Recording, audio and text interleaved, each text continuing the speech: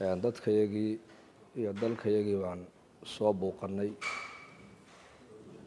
booqashadeeduna waa ilaahay dartii uun oo dadka muslimiinteen diinta islaamka walaala ku nahay, isku wada ehelka nahay. dadka soomaalida waa dad wada ehela ayaan soo booqannay.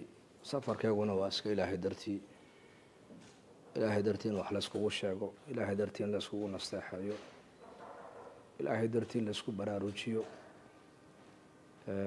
soo dhoweynta wanaagsan ee mas-uuliyiinta wasaaradda aada noo sameyseenna waan ka mahadnaqaynaa.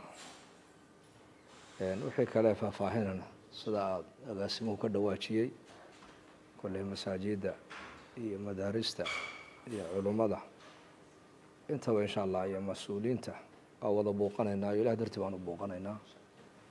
waanan insha allah waana isku sii warrami doonaa ilaah idankii.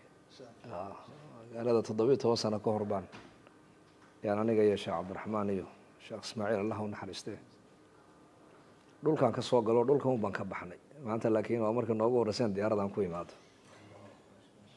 soo dhoweynta sidaanana runtii anagu ma filayn. jamaacadkana waxaa lagu yaqaanaa brotocool iyo waxaa ma isticmaalaan. aayar ba iska soo galaan, aayar ba iska baxaan. cidna culays kuma hayaan oo masaajidayna ku degaan. laakiin maasha allah marba haddaad waxay yani dareenkiina aada muujiseen inaad diin jacaylka iyo culumo jacaylka iyo khayr jacaylka aada qabtaan. marka allah inoo ziyaadiyo, allahna inaga aqbalo. intaa wixii ka faahfaahsanna insha allah masaajiddaas ugu tegi doonaa.